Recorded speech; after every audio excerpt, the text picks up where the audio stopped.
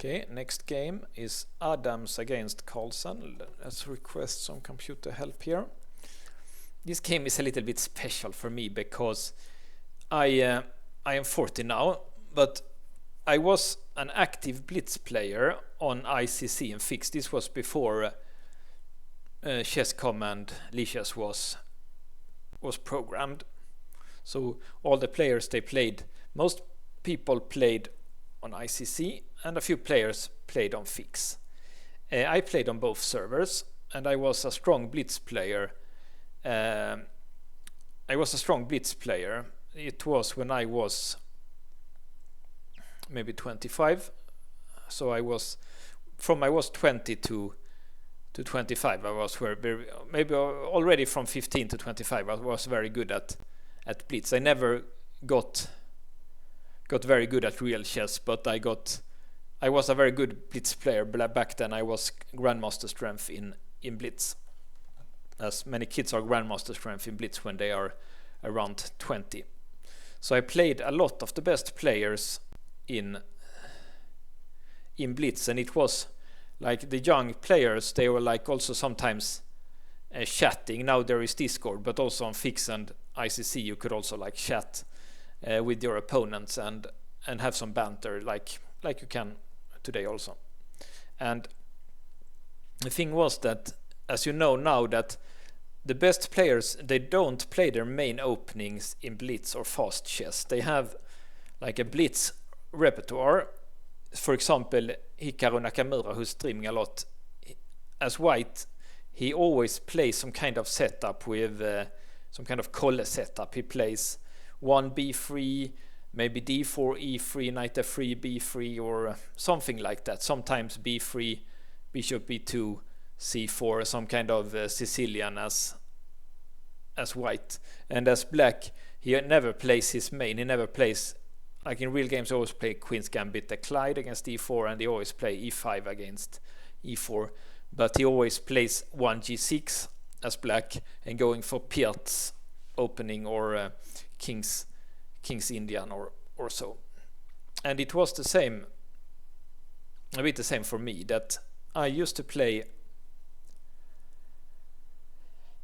a lot of different openings. I wasn't never such a serious chess player, but one of the openings that I played a lot is this opening that Magnus will play in this game.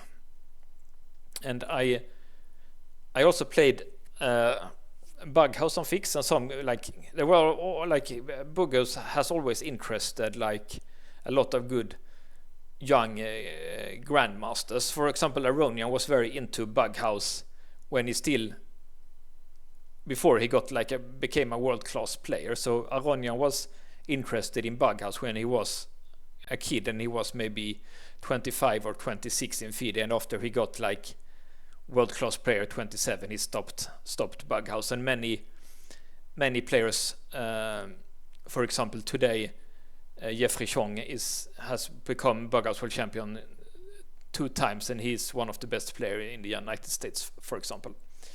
But most when they get world class like 27 plus, then they quit Bughouse and just focus on chess, because of course you can make a lot of money there, and it can become your profession and your life if you're that talented. So, but my point is that I played some blitz both on ICC against strong players. Several times I was over 3000, which was Grandmaster level in blitz, and I often, as black, I often played this opening that Magnus plays here. This opening, it was an opening that was analyzed by an old man, like in my chess club. He had some analysis here. It was also before like there was computers, but they weren't so almighty like they are now. So I don't really believe in this opening for black, like in real games at Grandmaster level. But if you just want to have a blitz opening, just play for fun on internet or whatever, then this opening is very good. And it's also like, it's very easy to get into this opening because it used 2 moves. So like if they play e4, you play g6, and they often play d4, and if they play d4 and you play g6, they often play e4, so you get to play it a lot, like. And basically the basic plan here for black, I will talk about that, but the thing was that I played this against Aronian, and he like told me to if I could show some basic lines of this old man's analysis, and I showed him like what I know. I never was much of a theoretician. It's quite an easy opening to play for black. I will show you like some basic pointers here. But the thing was that apparently Aronian, like I was never part of the like chess circuit, but as I understand it, the best chess players, they're going from tournaments to tournaments, always live on same hotels, like they always meet after the games in analysis room, maybe in the lobby of the hotel, and they sit and talk chess, maybe play blitz chess and stuff like that. And when they play blitz chess there, they don't want to show their main opening, so they need a blitz opening to play. And apparently Aronian, I've heard he always played this as black, as his blitz opening.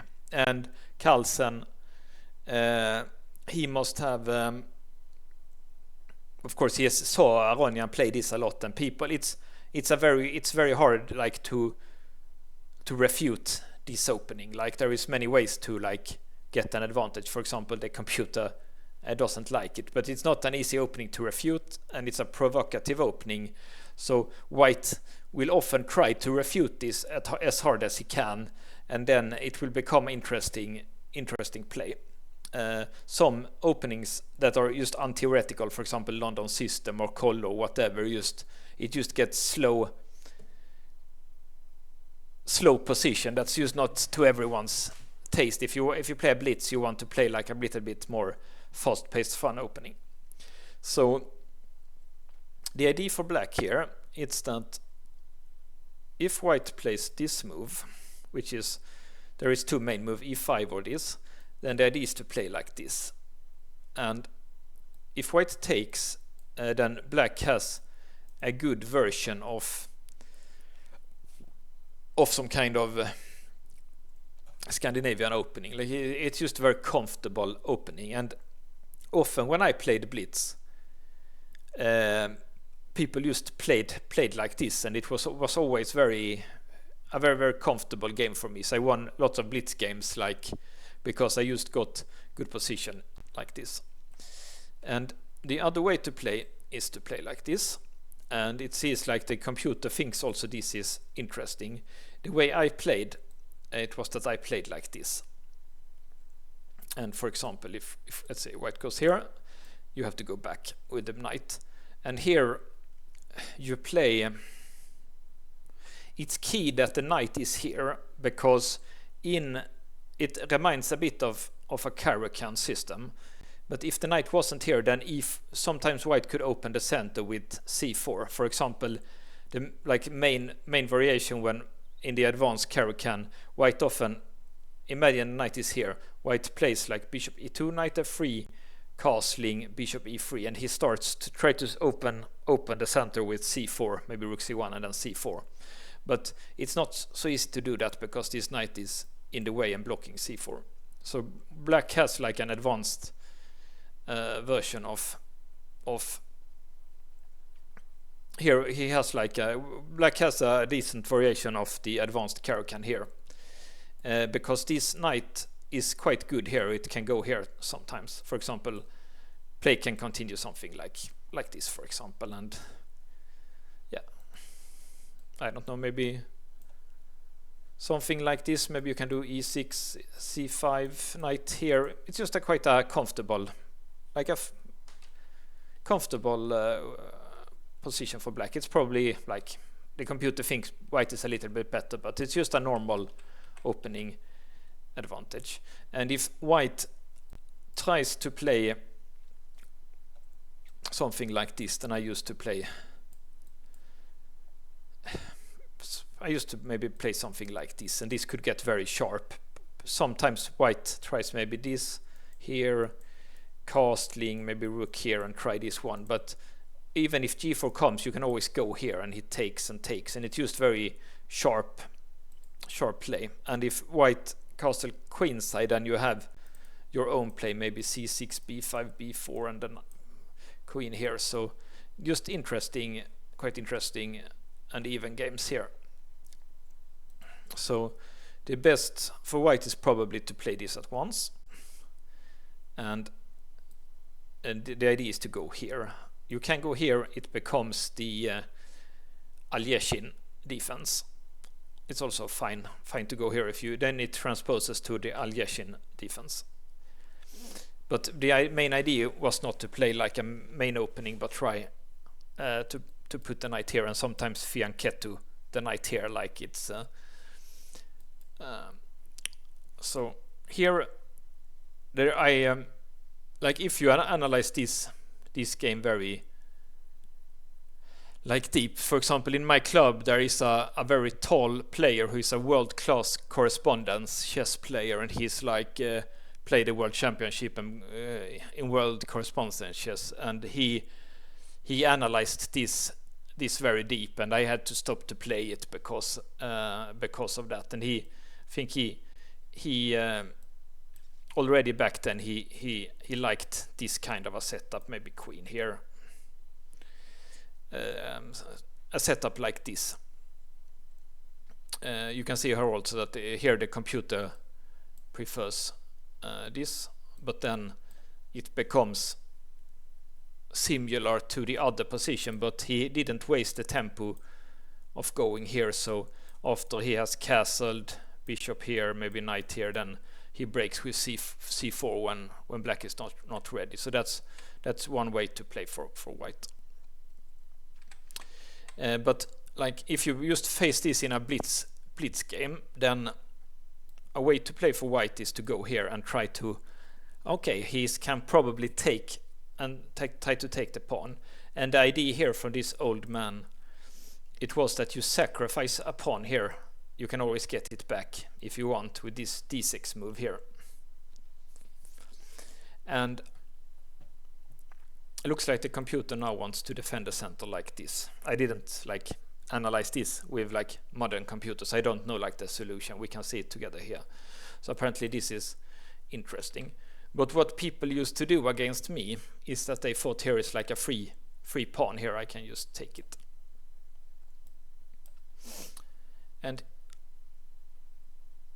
the idea here would be that you take here. What would be the idea? And here is two moves. If let's say you take with the pawn, for example, here are different ways to play. Here is one move that I call like the safe way for black to get equality. So if you're playing a long game, maybe you should do this line. I play this also. It's like it's just even at once here. The idea is that you threaten here and this kind of a fork here. So you threaten this pawn here on g2, so they defend it, and then you check, and then you take this one. It's like a little bit weird. You just take this one, and then they castle. And because of like how the position is here, this looks like super dangerous for black because you are not developed. But the thing is that you can go with the queen here and you force the queen trade. Like he can't like avoid the queen trade here. So I played this like also in long games a few times, and it's just it's even. So this is the way if you just want to equalize. But in blitz you should probably do something else. For example, this is a fun move to sometimes try to take here, and if let's say white does something very not careful, then you can win at once with this because it threatens mate. For example, let's say he plays here and he thinks if you take here I will trap your rook, but then you win at once here. So this is like the move in blitz. And there is also other moves. You could go here with the queen or here with the knight. So I like, for example, this move. let's just see what the computer thinks here. So here you could take here. That's not a bad pawn to take. There is a risk that it will get trapped sometimes if you do that. But you could also just try to develop maybe something like this. It's also a possibility. It doesn't look like the computer like this very much for black. But yeah, I'm not really sure what's the best line here, but there are some. I think this is like playable for black, at least in blitz, and if you want a safe equalizing route, there is this weird endgame here, which is fine for black because you have the bishops. Okay, so the other way for white to play is to play like this, and now this rook is threatened, so you have to go here, of course. And this is also a play that I've played a lot. The thing is here that you can, it's normal for black, let's say for white to do a move, because it's just uncomfortable to defend here. So it's normal to do a move like bishop here, rook takes and go back, or knight here, rook takes and try to trap it. But the thing is that in this position black gets enough compensation here in this line. There are several moves. For example, computer thinks takes here is the best, but also something like this is not so clear. But the takes is maybe the most a normal one here. And then here key is to take with the queen here. Looks weird, but yeah, you can see the computer think black has enough compensation here because of its weak squares here. Well, black only has one pawn for the exchange, but white's he has easy play, long castling, like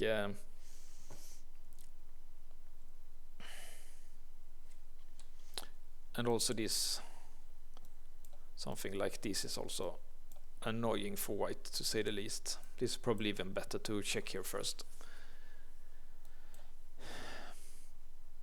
and then you can defend like this. And this is the best way to play for black if he does this here. And then you can also try this one. If takes, then maybe they go here, but now because it's not threatened, you don't defend this pawn, so here you don't even have to take, you can go here, because it's just very uncomfortable to defend everything here, and black is already winning if white goes for this. So this was short introduction, and there is one more way to play, and this is the way that Adams play. It's to play just calmly like this.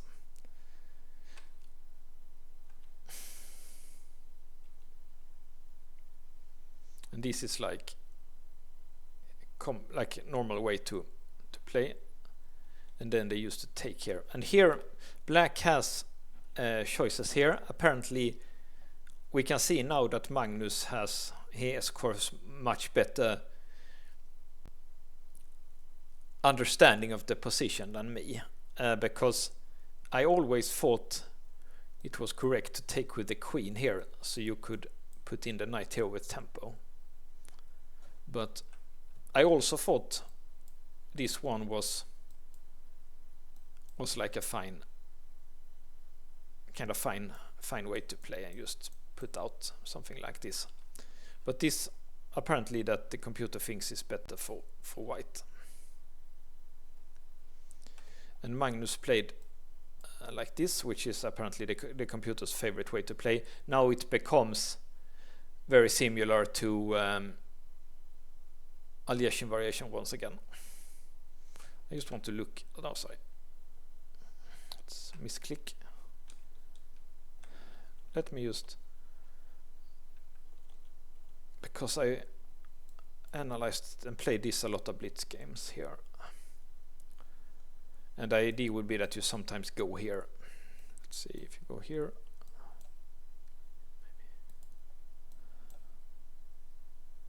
Okay, so it's this knight a4 that they doesn't like, but you can still do this. Yeah.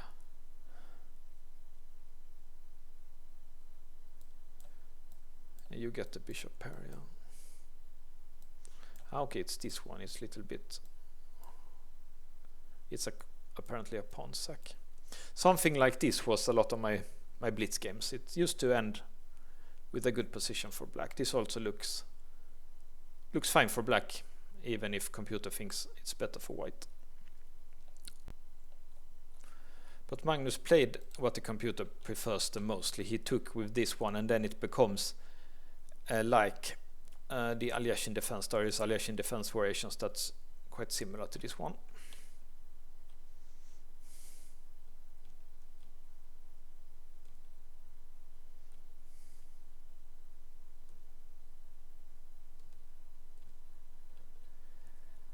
Yeah, so it's the opening even here is not so bad, like 0.5.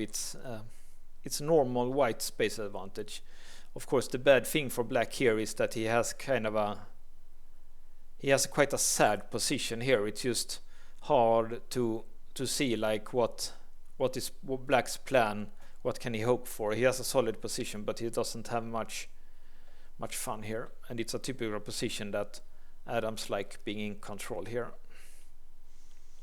But objectively, there is like not so much wrong with black's position here. Yeah, here we should have taken the bishop probably. It's good if you have less space. It's good to trade pieces. So I should have taken an f3 here probably. But even this is fine.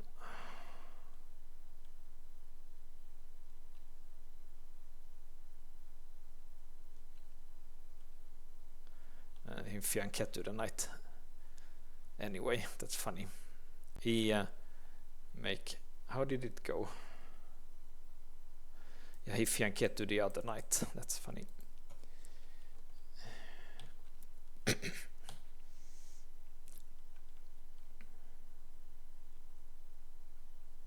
So you can see the game is even here. So it wasn't actually it wasn't the opening's fault that Magnus lost this game. So here knight h5 is a mistake. He should have played bishop h4 instead. So let's see what would have happened. f5.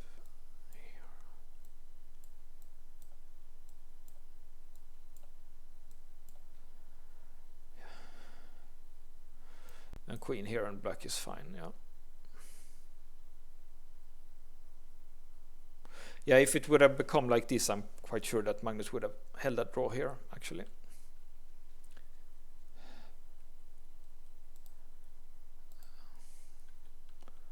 Something like this looks very, very safe.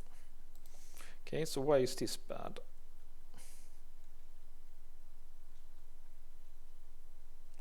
Hard to see why it's bad, but computer doesn't like it at all. Yeah, he used to have to go back now, so it didn't do anything.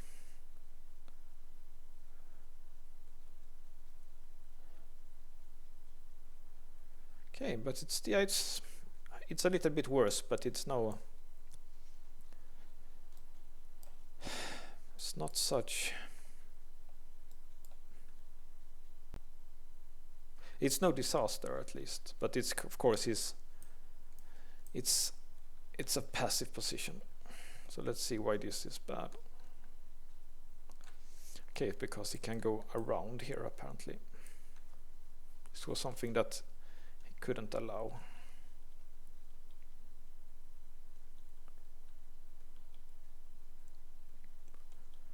And now he has this tactical shot. Yeah, he can never takes now because. Okay, but here black, he should have done this one. What happens if this? Okay, that's an interesting. That's pretty interesting that black cannot defend here, because if he goes there, then it's mate, of course. Okay, so he had to defend f5 here.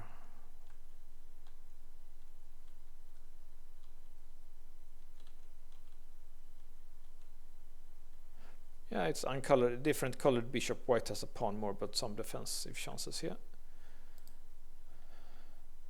But this was bad apparently. And now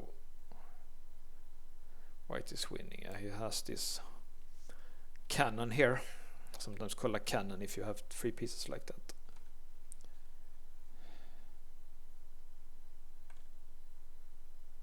Okay, so the problem is he can do like that.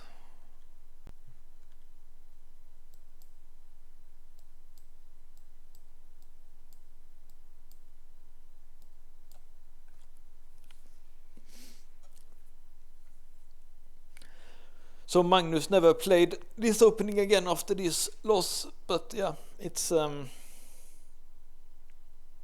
he tried many different kind of openings, but it's still fun that I still believe, because I played against and like chatted with Aronian about this line, and Aronian played it like in blitz chess, like at the evenings at the tournaments, and then Magnus picked it up because of that. I thought it was quite a nice story, but yeah, yeah, and it wasn't the openings, like it wasn't only the openings fault, it was also a little bit better play by Magnus after it, but yeah. Okay, so let's look at one more game from the Olympiad next time.